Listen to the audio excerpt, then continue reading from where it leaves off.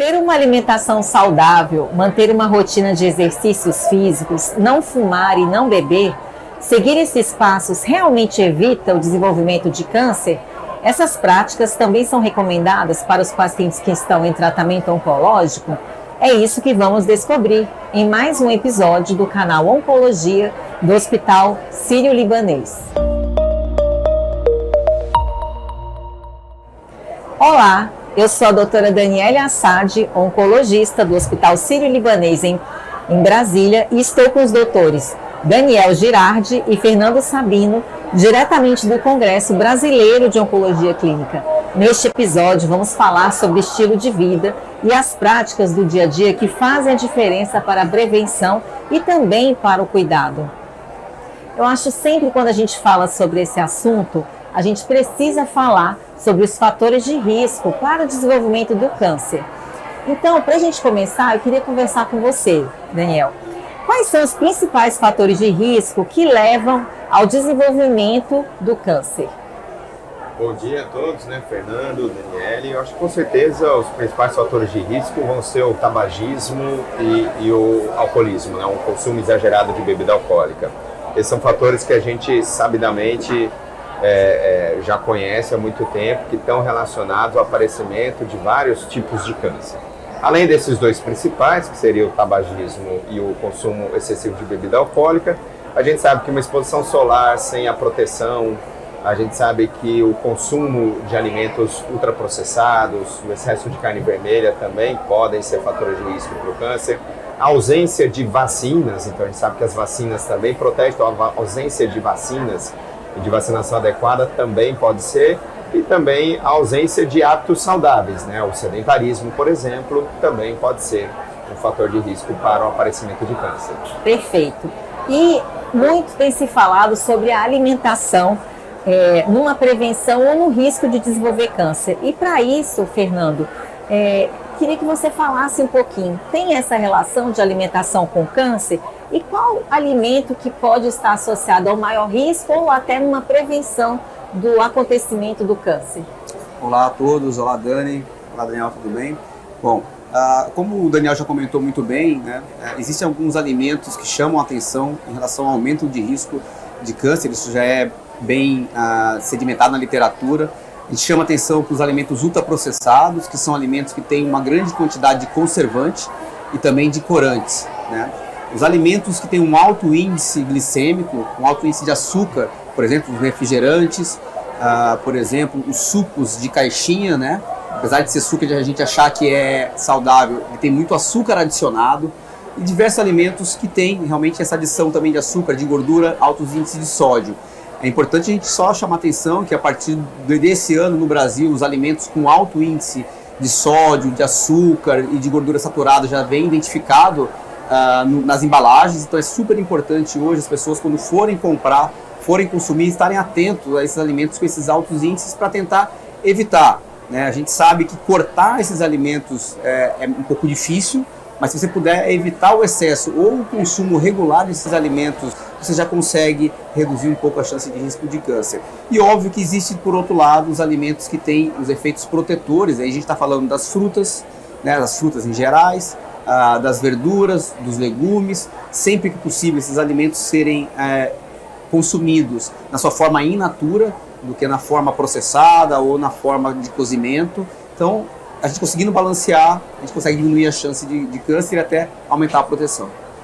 Perfeito. E a gente entra agora numa pergunta que é muito importante. Qual a importância da manutenção de um peso corporal saudável na prevenção de câncer? Então, o que eu acho importante para quem nos escuta? Aqui, ninguém defende a magreza, ninguém defende essa questão de peso. Ninguém aqui é fiscal de peso.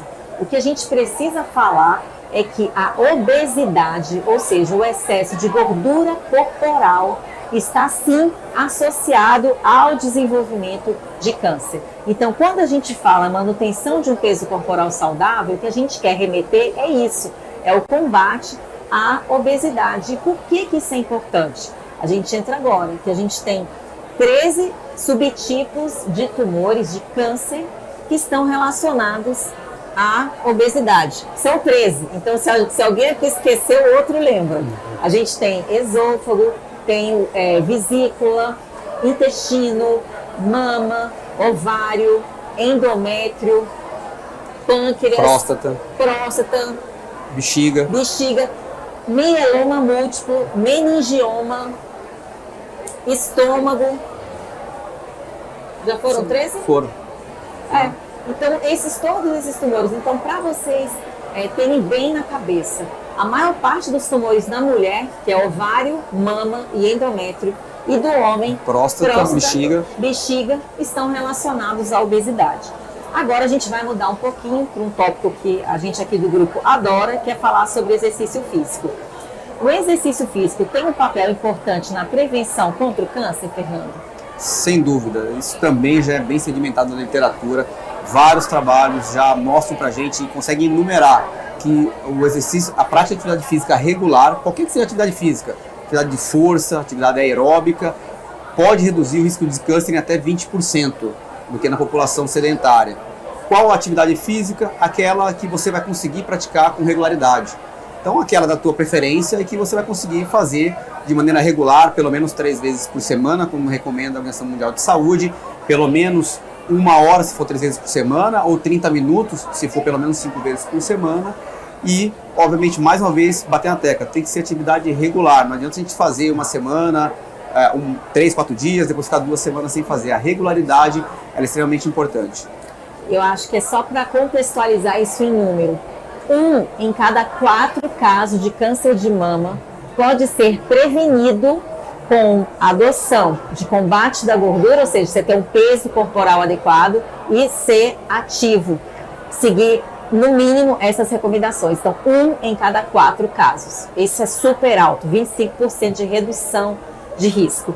E Daniel, para quem já está fazendo o tratamento oncológico, quais seriam as recomendações? É a mesma para uma pessoa que não tem câncer?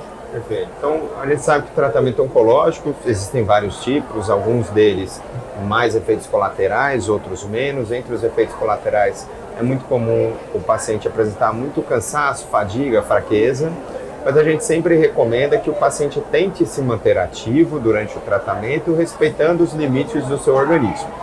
Tem aqueles tratamentos associados a uma maior astenia, uma maior fraqueza, o paciente vai tentar se manter ativo, respeitando ali os limites, mas sempre tentando manter algum grau de atividade, de caminhada, seja uma coisa mais leve. Por aqueles tratamentos que não tem tanta cansaço associado ao tratamento, tratamentos talvez um pouco mais simples, a gente sim recomenda que o paciente faça atividade física regularmente, mantenha-se ativo e, de novo, reforçando o que já foi dito, seja aquela de preferência do paciente, seja uma caminhada, uma musculação, uma atividade aeróbica, sempre também tendo o acompanhamento e apoio do seu médico oncologista, que vai poder dizer se existe alguma restrição ou não, dependendo do tratamento. Além do cansaço, pode ter alguma queda da imunidade, então talvez tenha que adaptar a atividade de exercício pelo risco de uma queda da imunidade, mas é sempre importante ter em mente que se manter ativo é sim bom, mesmo durante o tratamento, e pegar as recomendações com o seu médico, baseado no seu tratamento, que vai saber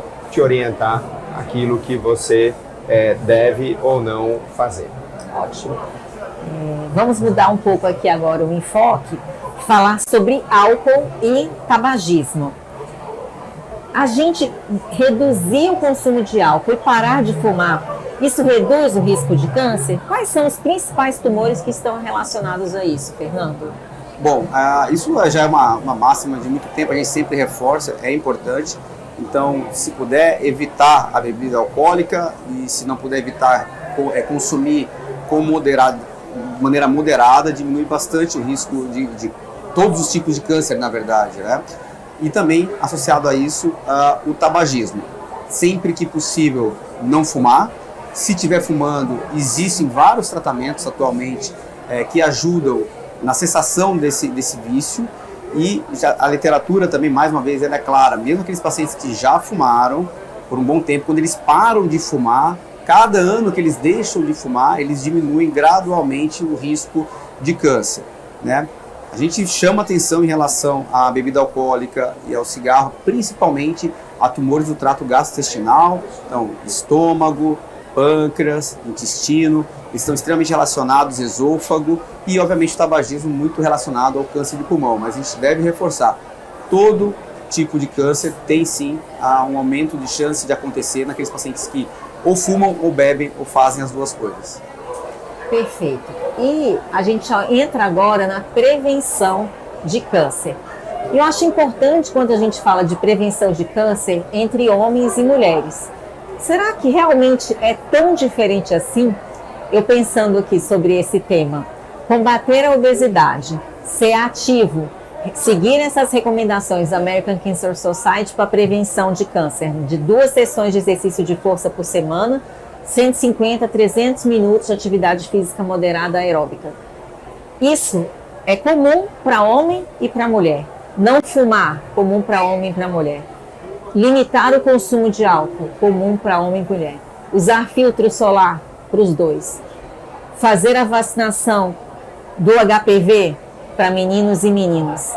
Vacinar contra hepatite B, homens e mulheres. Limitar o consumo de ultraprocessados, os dois. Você reduzir esse consumo de embutidos, de sal, você ter a ingestão de no mínimo 2,5 xícaras de vegetais e de frutas, isso é comum para os dois. Então, de uma forma geral, a prevenção ela é semelhante para o homem e para a mulher. Algumas coisas estão relacionadas ao sexo feminino. Por exemplo, mulheres que têm filhos antes dos 30 anos têm menor risco de ter câncer de mama, mulheres que não usam reposição hormonal. Mas isso é mínimo que a gente está falando da diferença. O grande da diferença das medidas de prevenção são iguais para os dois sexos, para o homem e para a mulher.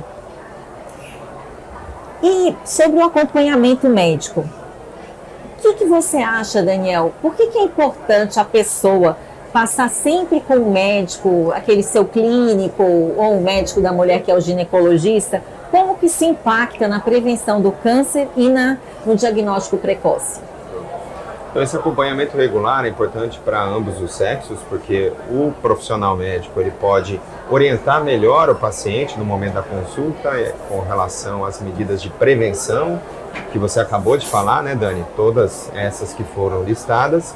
E além de fazer essa orientação, o médico ele vai poder também indicar os exames que são necessários para o que a gente chama de rastreamento. O rastreamento eles são estratégias de exames que a gente oferece para a população como um todo, a população saudável, com o objetivo de tentar detectar o câncer no seu início, quando ele ainda nem está provocando sintomas. A gente sabe que quanto mais precoce a gente fizer a detecção, maior é a nossa chance de sucesso de cura. Então esses exames de rastreamento que são indicados pelo médico são super importantes para justamente a gente fazer essa detecção precoce. E aí começa a mudar um pouquinho em relação à população masculina e feminina, onde na população feminina a gente vai recomendar os exames de rastreamento de mamografia e Papa Nicolau, e na população masculina a gente vai estar focado também um pouco na parte de câncer de próstata, detecção precoce de tumor de testículo, e você vai ter aqueles que são comuns a ambos os sexos, que são os exames de rastreamento para tumores de pulmão, para aqueles pacientes que fumaram durante um certo tempo, e as estratégias de detecção de câncer de intestino, que são a colonoscopia e o sangue oculto nas fezes, que aí a gente faz isso para ambos os sexos. Então, reforçando, né, a importância da consulta médica é tanto na orientação quanto também na solicitação desses exames de rastreamento. Chegamos ao fim de mais um episódio. Queria agradecer aos doutores Daniel Girardi, Fernando Sabino pela participação. Muito obrigada. Obrigado, gente. Pessoal. Foi um prazer. Para dúvidas em relação ao estilo de vida e câncer ou outros assuntos da oncologia, acesse ao nosso portal. Até a próxima.